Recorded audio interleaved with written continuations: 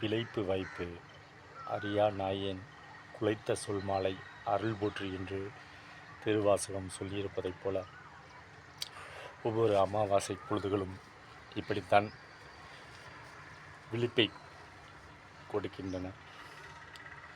எல்லார் வீட்டிலும் எல்லோர் குடும்பத்திலும் எப்படியாவது ஒருவர் ஜமீனாக இருந்திருப்பார் தானே. நம் எல்லோருடைய குடும்பத்திலும் ஒருவர் நாட்டாமையாகவோ ஜமீனாகவோ சிற்றரசராகவோ ஆண்ட பரம்பரையாகவோ கட்டாயம் இருந்திருப்பார் என்ற வரலாறை கேட்டுத்தானே வளர்ந்திருப்போம்.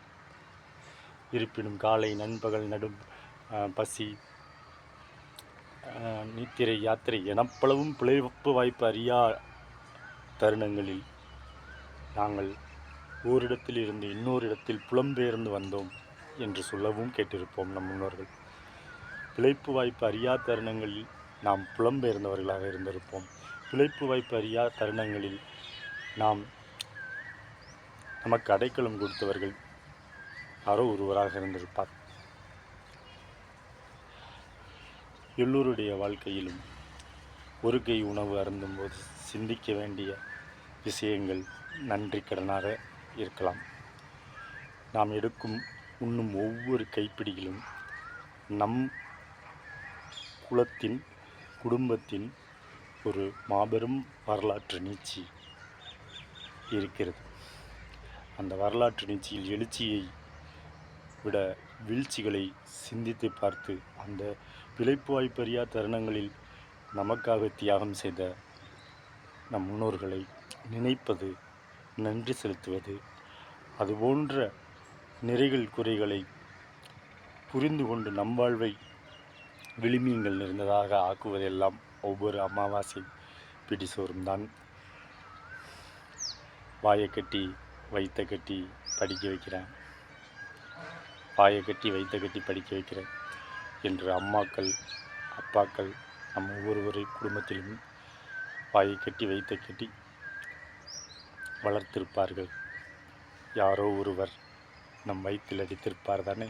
யாரோ ஒருவர் நம் வயிற்றில் அடித்திருப்பார் தானே. நம்மை வயிற்றில் அடித்தவர்களுக்கு முன்னால் வயிறார எல்லோருக்கும் சோறு போடும் நிலைக்கு வர வேண்டும் என்று சங்கல்பம் செய்திருப்போம் தானே. அப்படியானால் நாம் உண்ணப்போகும் ஒவ்வொரு பிடி சோறும் நம் முன்னோர்களின் நம் அம்மா அப்பாவின் பிழைப்பு வாய்ப்பறியா தருணங்களில் வயிற்றில் அடித்தவர்களுக்கு மத்தியில் அவர்கள் வாயை கட்டி வைத்தை கட்டி நம்மை பெற்றிருக்கிறார்கள். அவர்கள் வாயை கட்டி வைத்தை கட்டி நம்மளை வளர்த்திருக்கிறார்கள். அவர்கள் வாயை கட்டி வைத்தை கட்டி நமக்கு இப்பிறவியில் ஒரு தொழிலை நல்கியிருக்கிறார்கள். வாயை கட்டி வைத்தை கட்டி நம்மை வளர்த்த நம் முன்னோர்களுக்கு நாம் நதி பின்னோக்கி பாய வாய்ப்பில்லை என்பது போல